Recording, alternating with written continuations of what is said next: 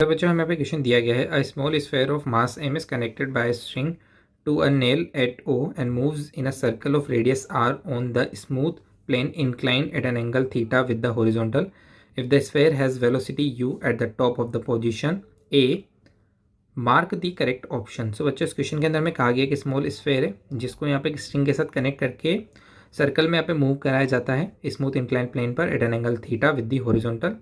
हमें यहाँ पे फाइंड आउट करना है कौन सा ऑप्शन यहाँ पे करेक्ट होगा। तो चलिए बच्चों क्वेश्चन को यहाँ पे सोल्व करते हैं। सो देखिए बच्चों हमें यहाँ पे देखना है कि भाई कौन सा ऑप्शन यहाँ पे इसमें करेक्ट होगा। सो इस क्वेश्चन के अंदर आप देख सकते हैं यहाँ पर हमारे पास वर्टिकल सर्कुलर मोशन है लेकिन एक एंगल पर यहाँ पर ये वर्टिकल सर्कुलर मोशन हो रही है। तो इसकी वजह से क्या होगा, हमारे पास जो एक्सेलरेशन ड्यू टू ग्रेविटी है जी, उसकी वैल्यू यहाँ पे चेंज हो जाएगी। उसकी जगह पे हमारे पास जो जी की वैल्यू वो यहाँ पे कितनी आ जाएगी, तो हमें पता है अलोंग द इंक्लाइन जो जी की वैल्यू आती है वो कितनी आती है बेटा, उसका साइन कंपोनेंट आता है। तो यहाँ पे मेरे पास जो जी इफेक्टिव होगा वो कितना हो जाएगा, जी साइन ऑफ 37 डिग्री हो जाएगा। बस हमें जी की वैल्यू को चेंज करना है, बाकी यहाँ पे पूरा वर्टिकल सर्कुलर मोशन हमें यहाँ पे यूज़ करना है। तो चलिए अब एक एक करके ऑप्शंस को चेक करते हैं। यदि मैं बात करूँ ऑप्शन नंबर ए की, तो इसमें बोला गया है minimum velocity at A so that the string does not slack instantaneously is √3/5 GR। हमें यहाँ पे फाइंड आउट करना है कि मिनिमम वेलोसिटी पॉइंट ए पर कितनी होगी ताकि जो स्ट्रिंग है वो स्लेक यहाँ पे ना करे।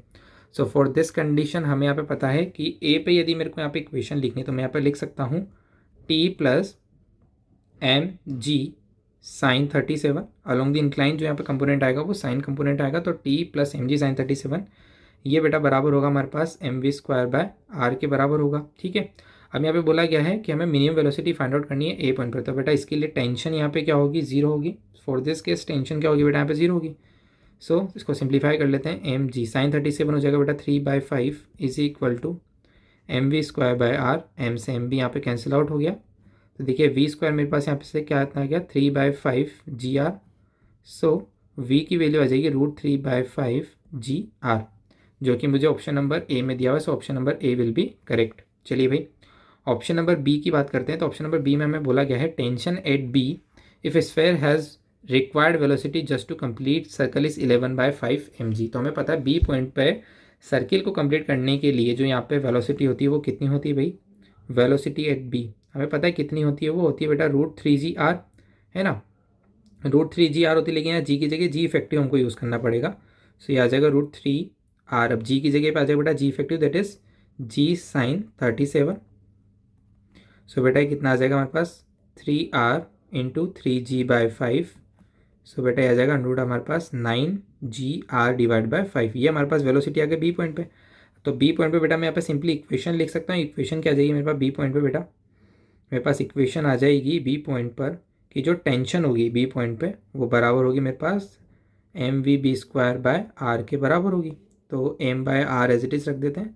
इसका स्क्वायर कितना आ जाएगा 9GR डिवाइड बाय 5। ठीक है, तो r से r कैंसिल आउट हो गया बेटा, ये आ गया 9mg/5। तो बी पॉइंट पर जो टेंशन है कितनी आ रही है 9mg/5 आ रही है। क्वेश्चन हमको दी हुई है 11mg/5। So option number B will be incorrect. ठीक है भाई, बी ऑप्शन हमारा इनकरेक्ट होगा। चलिए भाई ऑप्शन नंबर सी की बात करते हैं। सी में बोला गया है tension at C if the sphere has required velocity just to complete circle. तो हमें पता है सी पॉइंट पे सर्कल को जस्ट कंप्लीट करने के लिए जो यहाँ पे वेलोसिटी चाहिए होती है वो कितनी यहाँ पे होती है हमारे पास, वो हमारे पास यहाँ पे होती है v/c लिख देता हूँ, वो होती है बेटा √5GR।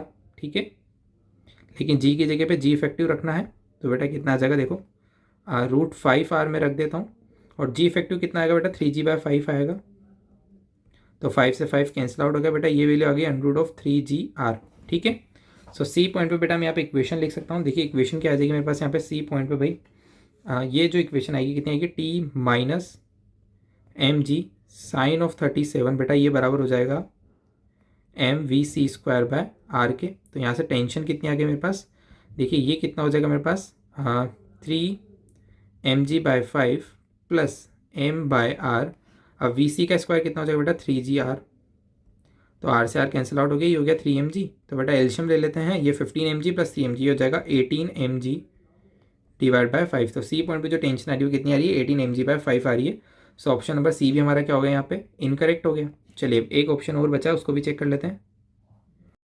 तो बच्चों ऑप्शन नंबर डी भी यहाँ पे चेक कर लेते हैं। ऑप्शन नंबर डी में हमको बोला गया है centripetal force at point A is 3/5 mg if it is just gets slack instantaneously. तो हमें यहाँ पे ए पॉइंट पे सेंट्रीपिटल फोर्स फाइंड आउट करना है कितना होगा। तो ए पॉइंट पे बेटा हमने यहाँ पे इक्वेशन लिखी थी। इक्वेशन हमारे पास क्या आ रही थी mv²/r ये हमारे पास बराबर आती है बेटा mg साइन 37 डिग्री के, ठीक है, क्योंकि यहाँ पे जो स्ट्रिंग है वो स्लेक हो जाती है तो टेंशन यहाँ पे जीरो हो जाएगी। सो mv²/r है बेटा, ये हमारे पास सेंट्रीपिटल फोर्स है जो कि mg साइन 37 के बराबर हो रहा है, तो mg साइन 37 हो जाएगा 3/5, तो बेटा ये आ गया हमारे पास 3mg/5, जो कि अपने को ऑप्शन नंबर डी में दिया, तो ऑप्शन नंबर डी भी बेटा यहाँ पे क्या हो जाएगा, करेक्ट हो जाएगा। So for this question option number हमारे पास ए और डी क्या हो जाएंगे बेटा, करेक्ट हो जाएंगे। Thank you.